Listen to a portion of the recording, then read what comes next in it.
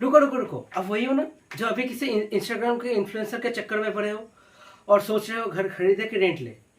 पता नहीं यार इंस्टाग्राम या क्या हवा उठा हुआ है नए नए इन्फ्लुएंसर का, घर खरीदना नहीं चाहिए, घर रेंट लेना चाहिए। क्या ये रेंट लेने का कॉन्सेप्ट पूरा सही है या घर खरीद लेना चाहिए?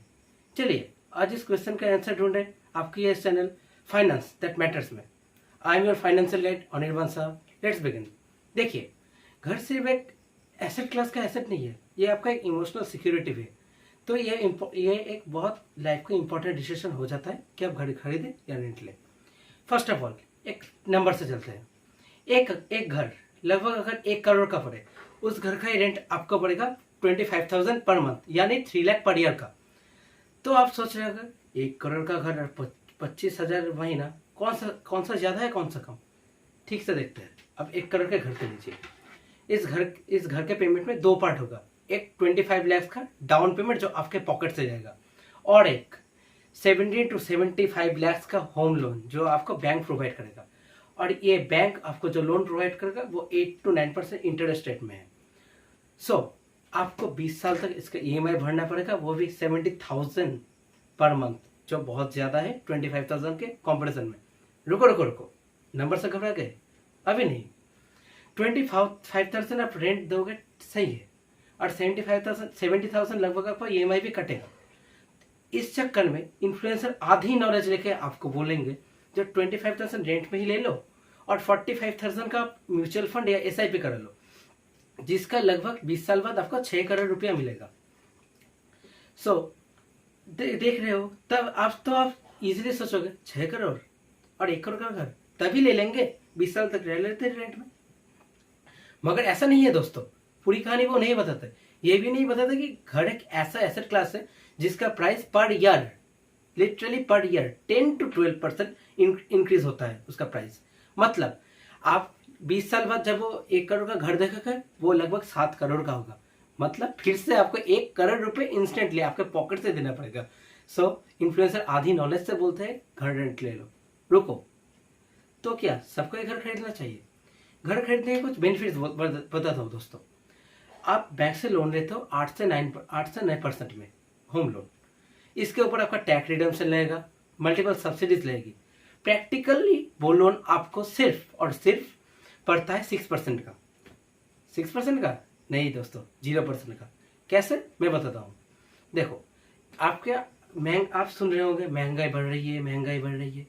सभी ने ये बात सुना है, महंगाई बढ़ रही है। इसको हम टेक्निकल लैंग्वेज में इन्फ्लेशन कहते हैं। इन्फ्लेशन का रेट है लगभग 6%। मगर इन्फ्लेशन के साथ आपका EMI नहीं बढ़ेगा दोस्तों। आपके EMI 70,000 पर मंथ, तो 70,000 पर मंथ ही रहेगा अप टू 20 ईयर्स।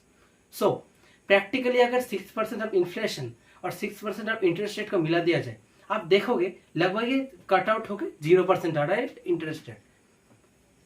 क्या 0% में बैंक आपको लोन रही? नहीं यार, नहीं।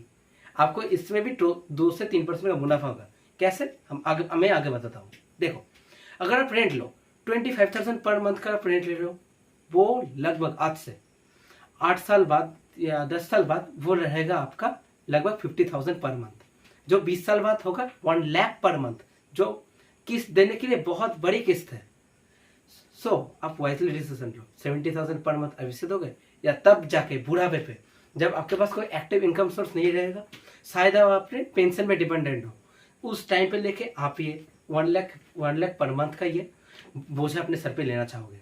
What is the wise decision, घर ले या फिर रेंट ले ले? इसका कोई डायरेक्ट आंसर नहीं हो सकता है दोस्तों, ये आपके सर्कमस्टेंसेस पे डिपेंड करता है। से फॉर सपोज आप ऐसी जॉब कर रहे हो जिसमें आपको बहुत जल्दी शिफ्ट कर रहा है जॉब, मतलब ट्रांसफर बहुत फास्ट है, या फिर प्राइवेट कंपनी आप बदलते रहे हो जिससे आपका सैलरी इंक्रीमेंट हो, इसलिए आपको एक जगह पर आप स्थिर नहीं रह सकते। ये इस सर्कमस्टेंसेस पे आपको घर लेना है, मतलब वाइज डिसीजन नहीं होगा, क्योंकि आप 3 मंथ्स या 4 मंथ्स, हार्डली 2 ईयर्स, इसमें आप घर बदल दोगे। रेंट लो, आपको सस्ता पड़ेगा। अगर आप पहला घर खरीदना चाहते हो अपने लाइफ का, तो आपको ये डिसीजन भी वाइजली लेना पड़ेगा, क्योंकि घर को फैंसी चीज नहीं है, एक इमोशनल सेटअप एसेट है। मानता हूँ ये आपको रियल एस्टेट की तरह बहुत अच्छा इंक्रीमेंट देगा, फिर भी ये घर आपको एक सिक्योरिटी देती है, आपको फैमिली को एक जगह देती है। ये एकमात्र एसेट क्लास है जिसको आप डेली लाइफ पे एंजॉय कर सकोगे। तो इतना तो बनता है बॉस। अगर आप 20s में हो या 30s में हो, मैं कहूँगा आप डेफिनेटली एक घर ले लो होम लोन लेके। ध्यान रखना आपके ऊपर टोटल लोन्स का EMI आपके मंथली इनकम के 20% को मत क्रॉस ना करे। मतलब सपोज आप 1 लाख कमा रहे हो महीने का, उसका मैक्स टू मैक्स EMI आप दोगे सिर्फ 25,000 पर मंथ। ये आपको हिसाब करना पड़ेगा, क्योंकि अगर आप अचानक से 5 करोड़ का होम लोन ले लोगे, आप खामोखा पर्सनल लोन लेके भी EMI चुका नहीं पाओगे, एक बर्डन आ जाएगा, मेंटल पीस आपका खराब होगा। जहाँ मेंटल पीस है वहाँ आप करोड़ों कमा सकते हो। So mental peace is first priority. So मैंने आपको कहा, जब आप स्टेबल रहोगे, आपको पता है आपकी फैमिली, आपका परिवार या आप भी अकेले ही एक ही जगह पे कंटिन्यूसली रहने जाओगे। मतलब 20 साल या 30 साल आप एक ही जगह पे रहोगे, ऐसा फिक्स है। सो आपको रिकमेंडेड है मेरा 20s या 30s के लोगों को आप एक घर खरीद लो। क्योंकि देखो, ऊपर से ऊपर बैंक आपको इतना अच्छा ऑफर भी दे रहे हैं लगभग 0% पे, और घर खरीदना भी कन्वीनियंट भी है बहुत सारी जगह में, मेट्रो सिटीज को छोड़कर। और फ्लैट अगर लेना चाहो, एक बात समझ लेना, उसके आपका प्रॉपर्टी एप्रिसिएशन उतना नहीं मिलेगा। मतलब आप घर का जितना दाम 20 साल बाद बेचने को मिलेगा आपको, एक फ्लैट बेच का आपको उतना पैसा कभी नहीं मिलने वाला। सो ये चीज़ आपको अच्छे से ध्यान में रखना पड़ेगा। और आपने तो कहा था घर में बैंक आपको 0 इंटरेस्ट में नहीं, 2-3% प्रॉफिट में इंटरेस्ट देता है। कैसे, अब देखते हैं। आपका ये 1 करोड़ का घर हुआ, 25 लाख का आपका डाउन पेमेंट, 75 लाख का आपका लोन। ओके, अब देखो, घर का price per year 10 to 12% compound annual growth rate से बढ़ेगा। मतलब कॉम्पाउंडेड होते रहेगा 10% मिनिमम से। और ये 25 लाख आपने जो पुट किया है घर में, ये भी 10% या 12% इंक्रीमेंट होता रहेगा। मतलब लगभग 10 साल बाद पैसा डबल, उससे ज़्यादा होगा इवन, प्रैक्टिकली बोलो तो। और ये जो आपने 75 लाख बैंक से लगभग 0% पे उठा के आपके घर में लगा है, देखो ये आपको बैंक डायरेक्ट देगा 8% पे, जो कट कुट के 6% रहेगा, लगभग 8% ही पकड़ लो। ओके, अब 8% इंटरेस्ट लोन आपको बैंक को देना पड़ेगा। ऊपर से हाउस में आपका इंक्रीमेंट होगा 10 to 12%। 8 - 10 मतलब 2, सॉरी उल्टा बोल दिया, 10 - 8 = 2%। मतलब 2% आपको प्रॉफिट ही होगा, बैंक जो लोन देगा उस पर भी। और प्रॉपरली देखते जाओ, ये प्रॉफिट 4% तक होता है। मतलब ऑन एन एवरेज आपका घर का प्राइस 10 ईयर्स में डबल हो जाएगा। और आप घर के लोकेशन भी ऑब्वियसली मैटर करता है, अगर रोड साइड घर में करते हो तो ये 2 से 3 गुना भी हो सकता है। So it's your decision, obviously घर खरीदो कि नहीं खरीदो। पर मेरा रिकमेंडेशन यही रहेगा, अगर आपके सर में इतना ज़्यादा बर्डन नहीं है, एक आपके पास एक फैमिली है, सो आपको ये फैमिली भी मेंटेन करना पड़ेगा। कहते ही है रोटी कपड़ा मकान, जिसके पास है उसकी तो आधी टेंशन ही खत्म। अगर आपका ये घर का EMI बहुत ज़्यादा दिमाग पे प्रेशर नहीं फैलेगा, आपको लाइफ को इतना इंटेंगल नहीं करेगा, सो आप सीधा आंसर घर खरीदो। और जिनको मैंने कहा, आप से 50 साल के हो, आपके लड़के लोग अभी पढ़ रहे हैं, कुछ दिनों में कॉन्फर्म की जब है, इतनी आपको कॉन्फर्मेशन है, तब मैं कहूँगा आप रेंट ले सकते हो। कुछ पैसे बचाओ, अपने बच्चों को घर खरीदने में हेल्प कर देना। मगर आपके लिए रेंट ही सही है। और जो प्रोफेशन या वर्किंग प्लेस रेगुलरली बदलते रहते हैं, वो घर मत खरीदो, फर्स्ट ऑफ ऑल रेंट लो। और मेन बात, इन इन्फ्लुएंसर के चक्कर में कभी नहीं पड़ना। ये सारे इन्फ्लुएंसर अच्छे नहीं होते, ये रियलिटी है। क्योंकि knowledge is everywhere, they take half knowledge and gives you which hampers you most. So सोच समझ के जीवन का हर एक कदम रखना। घर खरीदना बहुत इंपॉर्टेंट डिसीजन है दोस्तों। सो साइनिंग ऑफ। देखो यार, फाइनेंशियल लिटरेसी या फिर पैसों का ज्ञान इंडिया में इतना दबाया हुआ टॉपिक है, जो कोई इसके बारे में खुल के बात ही नहीं करना चाहता।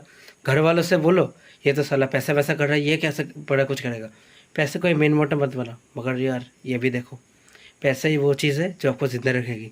It is next to oxygen water. यार बोलते ना, रोटी कपड़ा मकान, इन 3 चीज़ों के लिए पैसे चाहिए।